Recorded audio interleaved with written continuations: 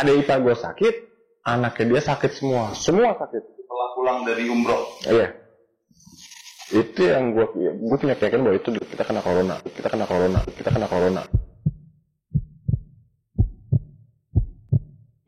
Selamat malam, assalamualaikum warahmatullahi wabarakatuh. Selamat datang di Andra Channel. Gue mau ngebahas malam ini tentang COVID-19 untuk kedepannya kayak gimana. Ya kebetulan ada teman gue, Edo. Ya bisa dibilang dia indigo lah, banyak.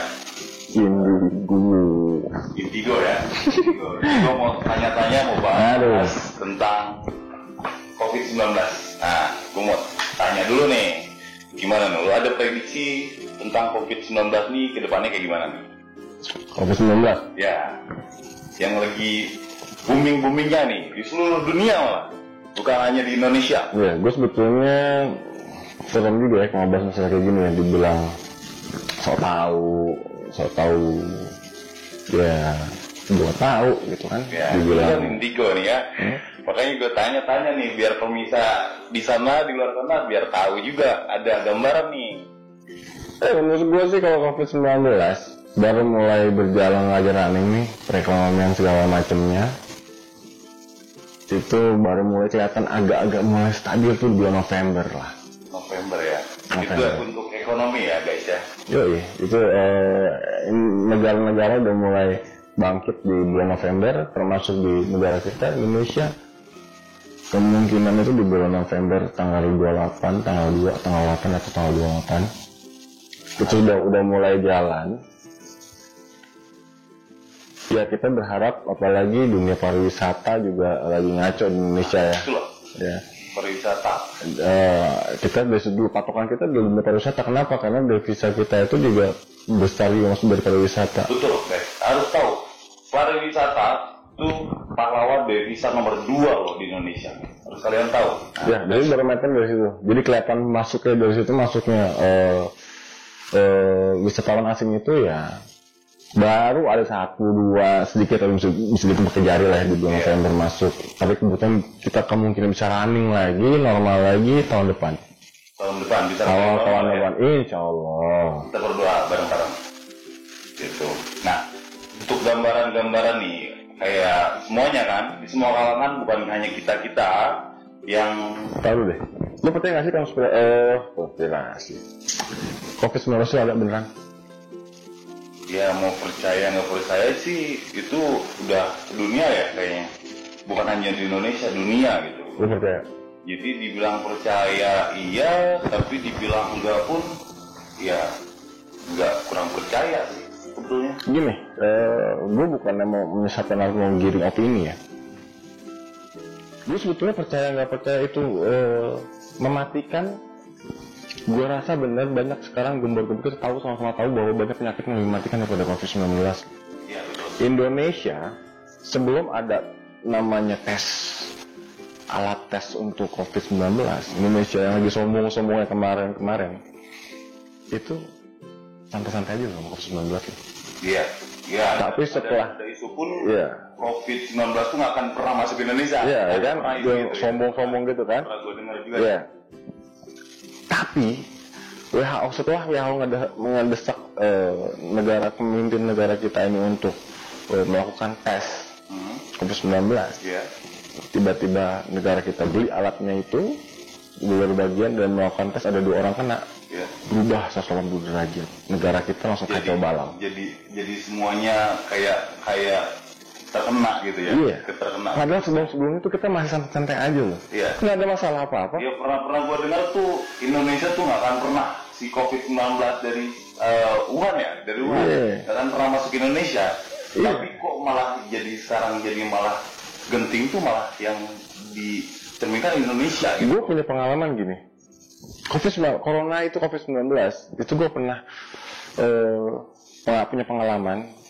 Jadi ada keluarga adik gue ya, adik ipar gue, mereka umroh nih, satu keluarga besar lah, kecuali dua anaknya sama mertua gue ya, kebetulan orang tuanya dia juga sama-sama ini, itu ceritanya pulang umroh nih, adik ipar gue nih sama suaminya sama keluarga suaminya. Gue sih yang jelas mereka berdua tuh pulang umroh aja sama keluarga besar suaminya lah. Pulanglah mereka, ya kita datang dong. Kita silaturahmi ke rumahnya. Saat itu di Wuhan sudah gembar-gembor tentang corona. Sudah booming. Indonesia dengan bangganya bilang bahwa corona itu nggak bisa masuk, santai-santai aja, oke? Masuk, kita datang ke rumahnya mereka pulang umroh tersambut, kita datang ke rumahnya, sekarang ambil oleh-oleh. Pulang dari sana, anak gue panas, umur 1 tahun. Setelah pulang silaturahmi? Pulang dari rumah adik gue tuh, iya. Istri gue sakit, dari kantor pingsan.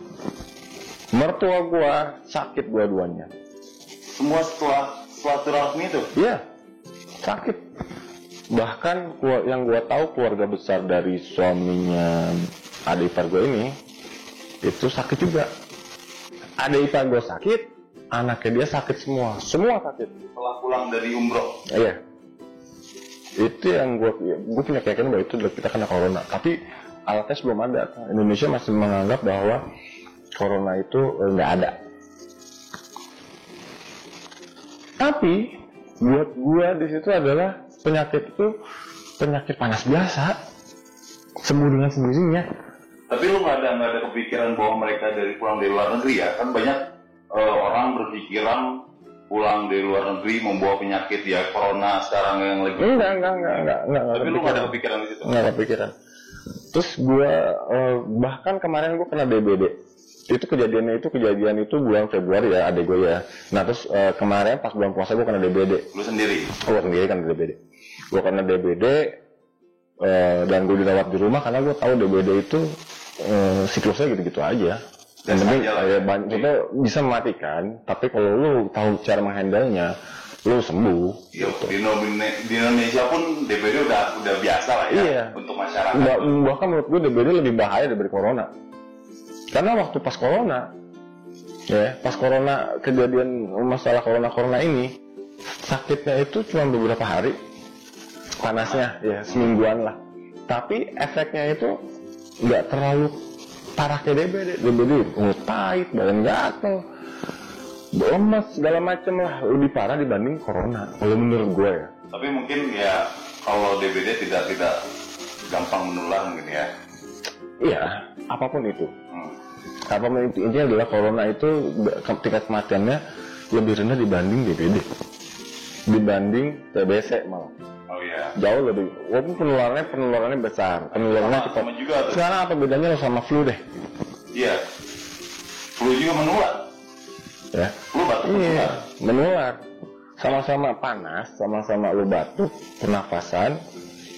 Yang bahaya itu adalah pas lu punya penyakit yang komplikasi sebelumnya. Jadi kalau menurut gue gini, corona itu selalu besar sama media. Media ya. Kalau menurut gue ya, dan itu jahatnya itu WHO itu mulai ngegodok seolah-olah ini adalah pandemi. Gue nggak tahu apa itu di belakangnya segala macam. Cuma menurut gue corona ini adalah satu konspirasi. Ya, makanya gue bisa bilang lama-kelamaan masyarakat sadar nih bahwa corona tuh nggak terlalu melakukan seperti yang diomongin orang lah. Nah, menurut lo nih, corona menular juga. Ya. Sebetulnya bukan jangan corona, COVID-19. Nah, COVID-19. Dengan TBC pun sama menular. Nah, ini tanggapan lu tentang dua penyakit ini yang lebih berbahaya dan mematikan? TBC mana-mana lah. Gitu. Ya. Tapi kenapa media selalu membesarkan tentang COVID-19? Kalau menurut gua nih ya, elit global ini bahaya juga sih. Banyak kita diomongin nih dari siapa tuh, Siti Fadila yang sama Deddy Corbuzier, atau konspirasi yang Jering bilang segala macam. Mungkin Jering sih menurut gua dia ada benernya, cuman cara penyampaiannya agak salah aja sih, kurang smart aja. Cuman kalau menurut gua intinya COVID-19 ini nggak ada apa-apa sama TBC dan terlalu dibesarkan media.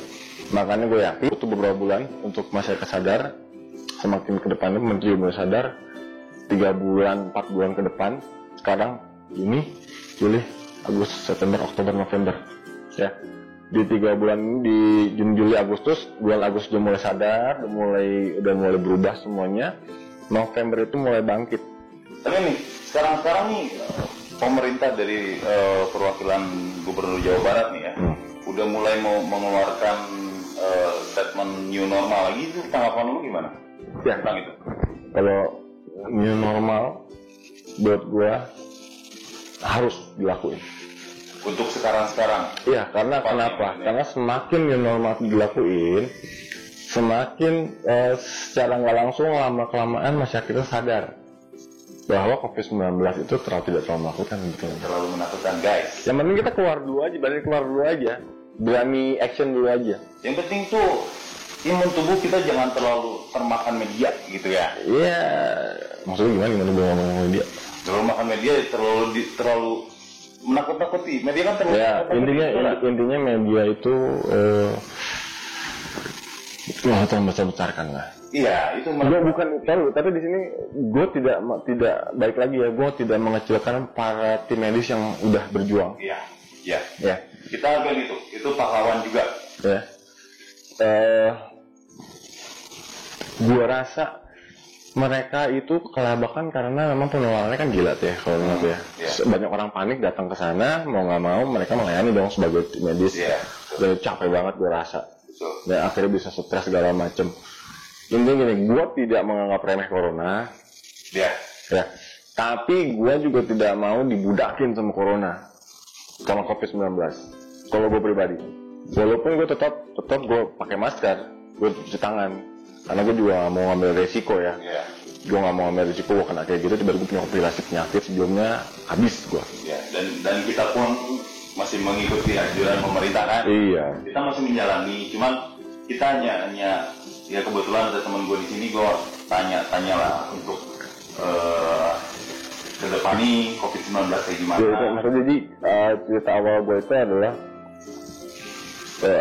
jabaran gue ini, maksud gue adalah corona ini akan berhenti dengan sendirinya. Tim medis mereka akan berhenti seperti sekarang. Itu kalau misalnya masyarakat nggak ada yang panik, satu guys, otomatis ke rumah sakit dikit nih, tim medis mulai lebih lebih ringan, penanganan mereka lebih ringan. Malah jangan sampai sakit, mau itu masalah flu, mau itu TBC, mau itu KDBD, intinya kita harus bersih. Selama masih bisa cuci tangan itu positif, nggak ada salahnya. Selama masih bisa ditangani oleh sendiri, jadi jangan sampai mungkin kita pergi ke rumah sakit ya. Itu kan menambah beban mereka juga kan. Jadi kita bisa mungkin mengurangi beban mereka lah ya. Betul. Nah, untuk selanjutnya nih guys, kalau ada yang masih penasaran, gue tanya-tanya sama temen gue, komen di bawah apa aja yang prediksi ke depannya kayak gimana tentang new normal. Gini ya, kesimpulannya untuk perekonomian selama pandemi ini yang kita jalani, banyak yang terpuruk kan, banyak juga karyawan-karyawan yang di PHK massal. Jadi menurut lo nih, ekonomi yang benar-benar stabil setelah lepas nih COVID-19, jadi kapan nih? Oke. Mulai bangkit bulan November. Bulan November guys. Ya. Mulai stabil di bulan Januari awal. Jadi itu sudah kita berjalan. Tahun depan kita udah jalan biasa aja. Seperti dulu. Amin, insyaallah. Betul aja guys. Jadi gini guys, gue mau tanya nih sama dia. Ya ini gue nih. Gue mau tanya nih. Menurut lo kedepannya setelah ekonomi normal, insya Allah bulan November sampai Juni kembali normal, menurut lo artis-artis nih, kita bahas artis, kedepannya siapa nih yang bakal nge-boom, bakal naik nih? Gila, gue indigo ya buset. Ini mau lucu-lucuan aja ya. Ya apa-apa. Cuman menurut gue beberapa artis bakalan naik jadi politikus. Kebanyakannya atau gimana? Nggak, ada satu yang gue lihat dari sini, dia bakalan masuk ke dalam dunia politik dan elektabilitasnya tinggi. Artis-artis untuk next ke depan? Iya. Ada satu artis depannya B. Inisialnya B guys. Iya. Kalian penasaran siapa? BW. Inisialnya BW guys. Jadi kalian ada yang prediksi juga atau ada yang tahu dengan inisial BW? Ya, BW. Komen di bawah. Coba siapa? Oke. Jadi Indonesia punya satu orang dalam mendobrak perekonomian bangsa. Setelah lepas COVID-19. Oh, keren. Menurut lo siapa? Depannya M. Wah, ada tebakan lagi nih guys. Ya. Ada satu orang yang menggebrak ekonomi Indonesia setelah lepas pandemi COVID-19 ini nih. Ada satu orang inisialnya. Dia sering dipanggil depannya B. Depannya B. Ya. Inisialnya? Kalau orang bilang banyak panggil dia adalah seorang bosman. Bosman. Dia yang mendobrak ekonomi Indonesia. Ya. Yang sedang elektabilitasnya naik banget. Dia bakalan naik. Si bosman ini bakalan naik namanya. Dia bakalan naik sekarang. Elektabilitasnya gue nggak tahu nonton sama siapa. Indonesia di sini akan mengalami kebangkitan setelah mungkin beliau terpilih. Ya, walaupun akan ada perang. Wow, perang maksudnya perang dunia ketiga kalau bilang. Wow, seru juga ya. Wow, perang dunia antar negara. Yep. Atau antar bangsa. Dua negara besar akan berperang dekat dengan Indonesia. Kita sama-sama tahu lah, Cina, Amerika bakalan perang. Indonesia milih salah satu, Cina atau Amerika. Yang kita lawan. Didukung. Oh, yang kita dukung. Ya. Oh, yang berperang bukan kita dong. Semoga jangan kita. Ya, kita berdoa aja. Semoga kita terus merdeka seperti sekarang dan aman-aman damai. Merdeka ya, kita dibilang secara konstitusi kita merdeka. Walaupun sejalannya kita ya belum merdeka amat. Ya, belum merdeka sepenuhnya lah ya. Ya, gitu aja guys. Untuk malam ini pembahasan kita. Kalau masih ada yang penasaran, gue mau tanya-tanya lagi sama temen gue yang ya katanya indigo. Dia bisa prediksi untuk kedepannya kayak gimana. Kata siapa pak? Banyak temen gue yang cerita. Oh. Temen gue yang cerita. Makanya kalau yang masih penasaran, boleh komen di bawah. Mau tanya apa nanti gue tanya lagi sama temen gue itu. Thanks, see you. Jangan lupa subscribe, komen, like.